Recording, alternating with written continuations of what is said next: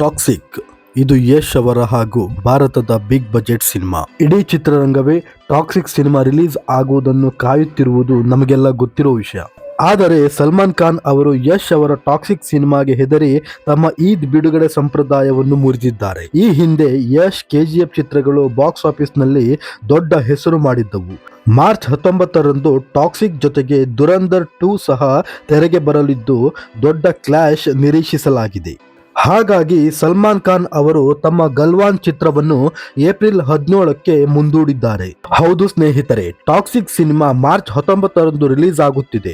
ಈ ಚಿತ್ರಕ್ಕೆ ಕೇವಲ ಸ್ಯಾಂಡಲ್ವುಡ್ ಮಾತ್ರವಲ್ಲ, ವಿಶ್ವ ಮಟ್ಟದಲ್ಲಿ ಕೂಡ ನಿರೀಕ್ಷೆ ಇದೆ.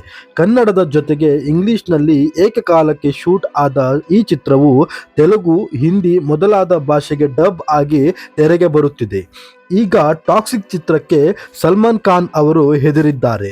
ಅವರು ತಮ್ಮ ಸಂಪ್ರದಾಯವನ್ನು ಮುರಿದುಕೊಂಡಿದ್ದಾರೆ. ಸಲ್ಮಾನ್ ಖಾನ್ ಅವರು ಯಾವಾಗಲೂ ಈದ್ ಸಮಯದಲ್ಲೇ ಸಿನಿಮಾವನ್ನು ರಿಲೀಸ್ ಮಾಡುತ್ತಿದ್ದರು. ಈ ಬಾರಿ ಅವರ ನಟನೆಯ ಗಲ್ವಾನ್ ಸಿನಿಮಾವು ಮಾರ್ಚ್ 19ರಂದು ಅಂದರೆ ಈದ್ ಹಬ್ಬದ ದಿನ ತೆರೆಗೆ ಬರಲಿದೆ ಎಂದು ಹೇಳಲಾಗಿತ್ತು. ಆದರೆ ಇದನ್ನು ಸಲ್ಮಾನ್ ಖಾನ್ ಅವರು ಏಪ್ರಿಲ್ 17ಕ್ಕೆ ಮುಂದೂಡಿಕೊಂಡಿದ್ದಾರೆ. ಈ ವಿಷಯವು ನಮ್ಮ ಭಾರತ ಚಿತ್ರರಂಗದಲ್ಲಿ ಸಖತ್ ಸೌಂಡ್ ಮಾಡುತ್ತಿದ್ದು, ಸಲ್ಮಾನ್ ಖಾನ್ ಅವರು ನಮ್ಮ ಟಾಕ್ಸಿಕ್ ಸಿನಿಮಾಕ್ಕೆ ಹೆದರಿ ಅವರ ಸಿನಿಮಾದ ರಿಲೀಸ್ ಡೇಟ್ ಅನ್ನು ಮುಂದೂಡಿದ್ದಾರೆ ಎಂದು ಅನೇಕರು ಅಭಿಪ್ರಾಯಪಟ್ಟಿದ್ದಾರೆ. ಏನೇ ಇರಲಿ ಸ್ನೇಹಿತರೆ, ಟಾಕ್ಸಿಕ್ ಅಂದುಕೊಂಡಂತೆ ಮಾರ್ಚ್ 19ರಂದು ಬಿಡುಗಡೆಯಾಗಿ ಬ್ಲಾಕ್ ಬಸ್ಟರ್ ಚಿತ್ರ ಆಗಲಿ ಎಂದು ನಮ್ಮ ತಂಡದಿಂದ ಹಾರೈಸುತ್ತೇವೆ. ಇದಾಗಿತ್ತು ಸ್ನೇಹಿತರೆ ಇವತ್ತಿನ ಸುದ್ದಿ.